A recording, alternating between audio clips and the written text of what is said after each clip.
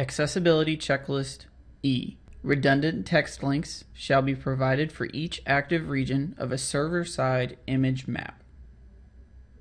What does this mean to you? As shown here, image maps are an interactive image or item which can deliver content to the user by interacting with the item. So for instance, if I were to hover over Georgia or Texas, the tool would note which one I'm hovering over, as well as displaying which one I've selected up top. This could be information about the state, maybe the capital. You can display just about anything you want, but when the user interacts with that item, information is displayed essentially.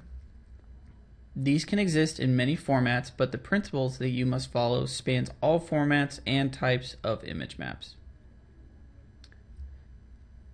Students who are blind, colorblind, or those who have difficulty using a mouse would be affected by not following this guideline, so we must ensure that the item is following universal design as much as possible.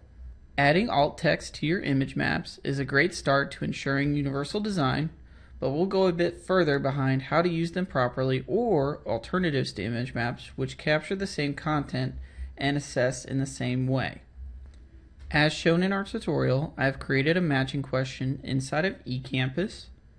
In this example, the user must match the state listed on the left to its image on the right.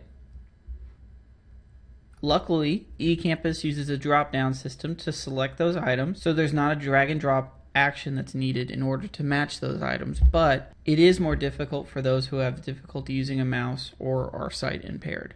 So, while this question is a great assessment tool, if a user experiences issues navigating this item, you may need to rethink using this type of question.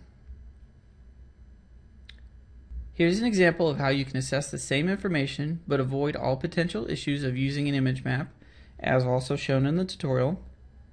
Instructors can create a multiple choice question or two, as shown here, based on location rather than using images to accomplish the same outcome. These are best practices, so if you prefer to use matching, you're more than welcome to do so, but as a best practice, multiple choice and true-false are easier for most users to use. Using these recommendations will help ensure your content and assessments are universally designed. Note, these tutorials are not designed to be comprehensive training resources, but rather to be used as tools for success. Achieving accessibility is a continuous process of training, learning, and practice. Use these tutorials as quick reminders of the skills you have acquired and to help with applying these guidelines to your course.